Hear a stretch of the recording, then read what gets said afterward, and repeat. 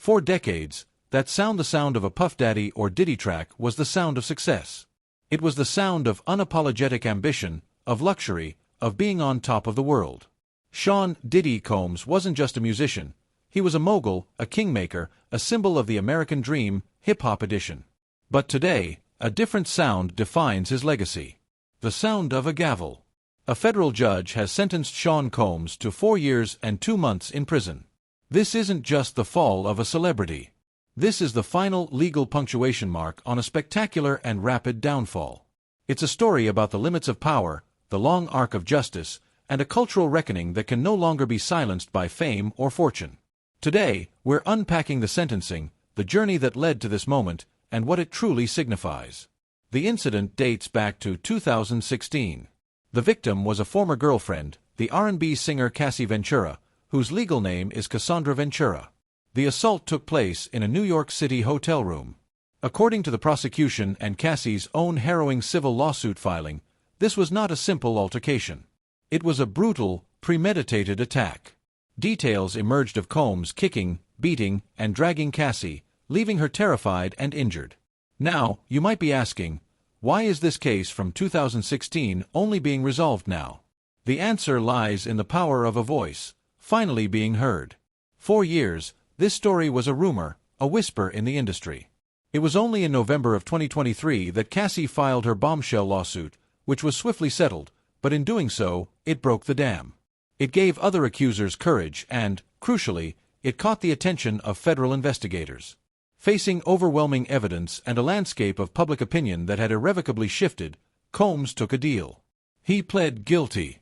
In his statement in court, he expressed deep regret and said, and I quote, "I take full responsibility for my actions." The judge, in delivering the sentence, noted that this was not just a crime of passion, but one of power and control. The 4-year sentence, while less than the maximum, sends a clear message: no one is above the law. To understand the weight of this moment, we have to rewind and look at the empire that was Diddy. In the 1990s, he built Bad Boy Records from the ground up. He discovered and shaped the notorious B.I.G., Mary J., Blige, and many more. He was a master marketer, a producer, a performer. He became a fashion icon with Sean John, a mogul with his Ciroc vodka deal. He was the living embodiment of making it. But for as long as the bright lights shone on Diddy, there were shadows. There were long-standing, persistent rumors about his temperament, his relationships, and his involvement in the volatile East Coast-West Coast hip-hop rivalry that culminated in the murders of Tupac and the notorious B.I.G. He was acquitted of bribery and gun charges related to a 1999 nightclub shooting. He was always in the center of the storm, but he always seemed to emerge, unscathed, his empire intact. That aura of invincibility began to crack, and then shatter, with Cassie's lawsuit. Once she spoke, others followed. Multiple other civil lawsuits were filed, alleging sexual assault, sex trafficking, and gang rape. While these specific cases are still pending or were settled, they painted a chilling and consistent pattern of alleged behavior. The floodgates had opened. The court of public opinion moved swiftly. He was dropped by his talent agency. Companies severed ties. In a powerfully symbolic moment, the University of Kentucky revoked the honorary degree they had bestowed upon him. The brand of Diddy became toxic. This sentencing for the assault on Cassie is the legal bedrock upon which this entire narrative of downfall now rests. It is a proven, admitted fact in a sea of allegations. It confirms the worst suspicions and gives credence to the other, still unproven claims. First, it's a watershed moment for the #MeToo movement within the hip-hop community. For decades, the industry has been criticized for its hyper-masculine, often misogynistic culture, where allegations were frequently dismissed or buried. Powerful men were protected. Victims were silenced, sometimes through intimidation, sometimes through financial settlements. Cassie, and the women who followed her, broke that cycle.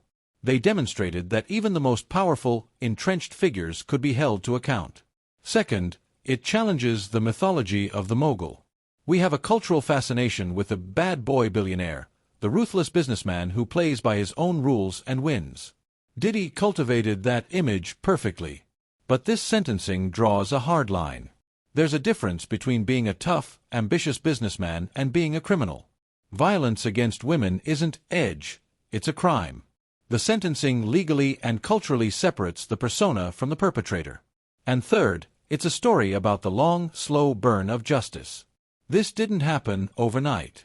It took years.